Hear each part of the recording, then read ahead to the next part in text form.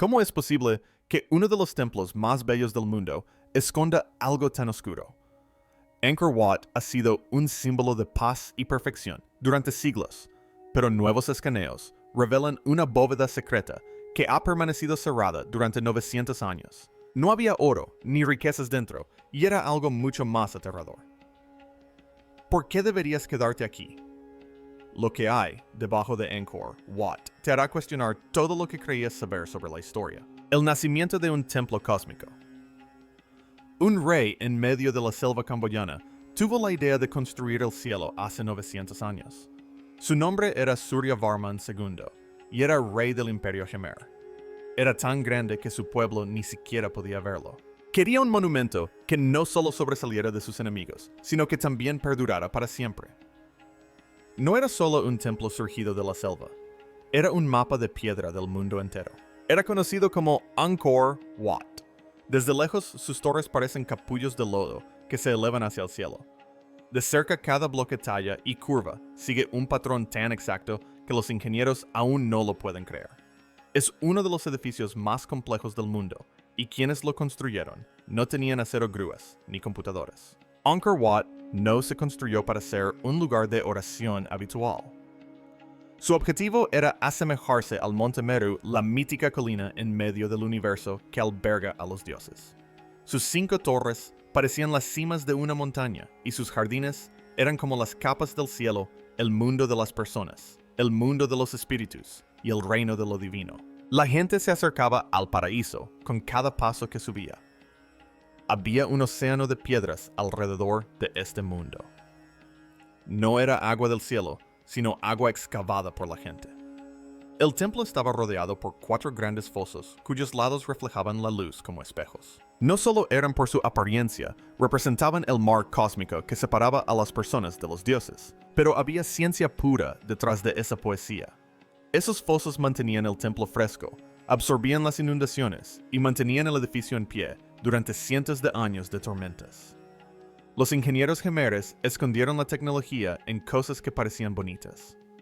Los muros del interior del edificio se convirtieron en historias. Dioses luchando bailarinas congeladas en el tiempo, y el rey rodeado de dioses fueron mostrados en muros de arenisca de cientos de pies de largo. Era a la vez una oración y una estrategia de marketing para demostrar que el rey era uno con los dioses, y no solo bendecido por ellos. El rey era el vínculo entre el cielo y la tierra para su pueblo. Cuestionar su poder era como cuestionar el orden del universo. La forma en que se construyó Angkor es aún más alocada. La arenisca provenía de minas a más de 50 kilómetros de distancia. Las juntas entre los bloques eran tan estrechas que ni siquiera cabía un trozo de papel entre ellos. Ambos bloques pesaban como coches. No eran cemento. No hay pegamentos. Es simplemente una matemática perfecta que fue equilibrada a mano y todavía es sólida después de 900 años de tiempo, calor y lluvia. Cada piedra, muro y escalón era una plegaria eterna. Juntos contaban una historia. La gente podía alcanzar a los dioses si construían lo suficientemente alto, creían con la suficiente intensidad y seguían las reglas al pie de la letra. Angkor Wat fue un templo de amor y genio que perduró durante siglos. Era tan perfecto que incluso la naturaleza parecía inclinarse ante él. Pero los defectos de la perfección tienden a permanecer ocultos. Junto con las decoraciones brillantes y la calma del agua, pequeños detalles empezaron a revelar que el diseño ocultaba algo que no debía verse. Quienes vivían allí decían que había lugares donde el suelo sonaba vacío, las lámparas se apagaban cuando no había viento y nadie se atrevía a cavar. Decían que el edificio que parecía el cielo también custodiaba algo del infierno. Pronto la gente seguiría esos rumores, pues estaban decididos a encontrar lo que los dioses habían intentado ocultar: el susurro de la jungla. Durante siglos, quienes vivían cerca de Angkor Wat no lo consideraron un lugar turístico, ni una fuente de placer. Creían que estaba vivo. Parecía respirar cuando el viento soplaba sobre sus fosos. Cuando los truenos impactaban en sus torres, parecía que los dioses se levantaban. Cuando el suelo bajo los arrozales emitía un sonido hueco, no lo intentaban. Simplemente se alejaban. La gente del pueblo hablaba de zonas de tierra inestables, donde ni siquiera los pájaros se quedaban. Los monjes aconsejaban a la gente no acercarse a ciertos muros por la noche, porque el aire se sentía pesado como si algo acechara abajo. No eran solo historias de fantasmas.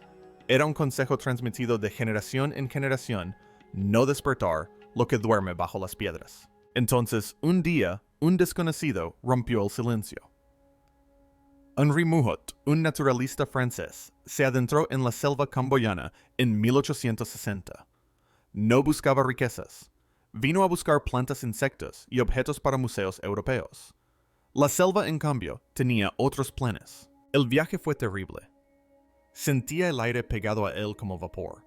Tenía sanguijuelas trepando por sus piernas y el suelo estaba tan húmedo que se comía sus botas. La vegetación se espesaba a medida que se adentraba hasta que el verde parecía eterno. Entonces vio cosas que no pertenecían al bosque, líneas rectas, bordes afilados y agujas que se alzaban donde no deberían estar los árboles. Fue como si una pantalla se desprendiera al cortar las enredaderas. Una ciudad de piedra se alzaba ante él. Los rostros agrietados de los dioses se asomaban desde las murallas.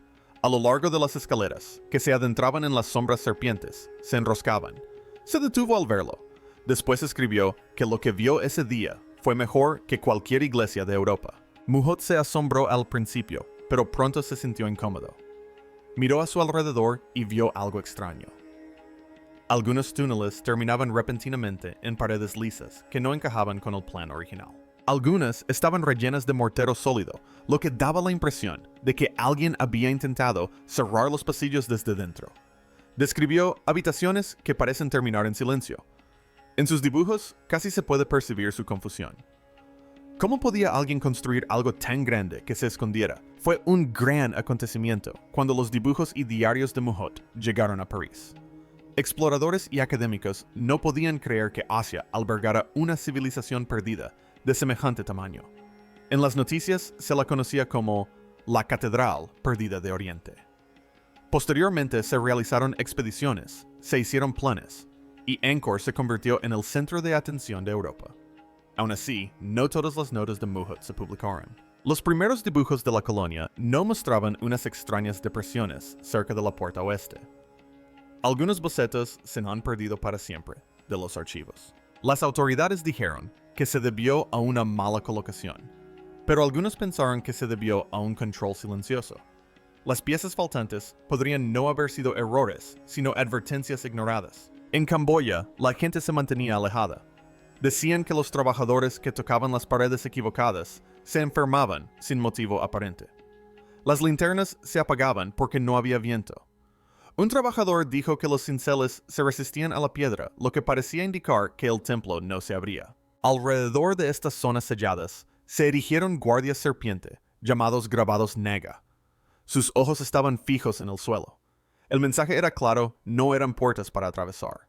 Eran muros destinados a contener algo. Los extranjeros seguían excavando haciendo mapas y arreglando cosas, pero no tenían ni idea de que se encontraban ante un secreto que reyes y naciones habían mantenido en secreto durante miles de años.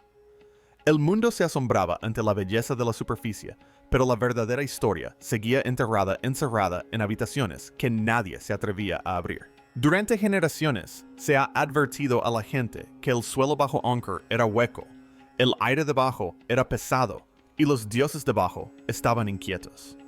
Pero cuando la ciencia tomó el lugar de la superstición y los láseres atravesaron la jungla, esos rumores se convirtieron en hechos. Lo que encontraron bajo tierra cambiaría todo lo que creíamos saber sobre Angkor. La ciudad bajo la jungla. La verdadera forma de Angkor Wat quedó oculta durante años por su éxito. El templo era famoso, fotografiado, restaurado y visitado por millones de personas, pero nadie podía ver su inmensidad. Estaba rodeado de demasiada jungla y tierra. Las formas de todo lo que solía estar allí habían sido sepultadas por tormentas durante siglos. A simple vista, Angkor Wat parecía el único edificio hermoso en un mar verde. Pero era solo un truco. Todo cambió cuando los científicos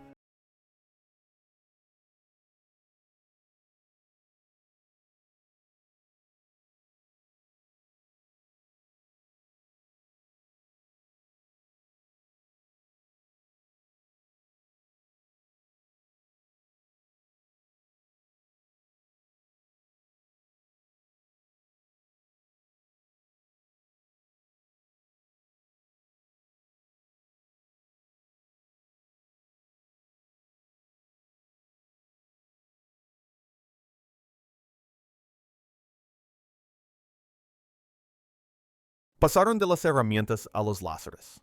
A principios del año 2001 los investigadores enviaron LiDAR, una tecnología que envía millones de pulsos láser por segundo hacia el suelo, al cielo en aviones.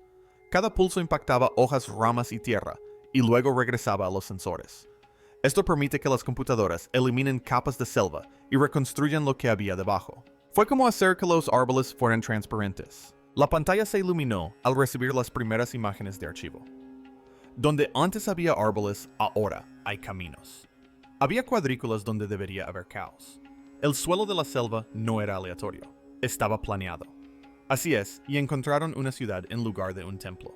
Un mapa digital mostraba una red de carreteras canales y barrios que cubría cientos de kilómetros cuadrados, algo que un explorador a pie nunca podría ver. Angkor era más que el edificio religioso más grande del mundo. También era el centro de una mega ciudad perdida hace mucho tiempo, tan grande como las capitales del viejo mundo. Cada línea láser de datos cambiaba el pasado. Los constructores Gémeres construyeron un mundo de agua. Los canales llevaban agua a los arrozales. Los embalses almacenaban las lluvias monzónicas como baterías y los canales mantenían la ciudad fresca cuando hacía demasiado calor. Esto controlaba el clima cientos de años antes de la llegada de la energía.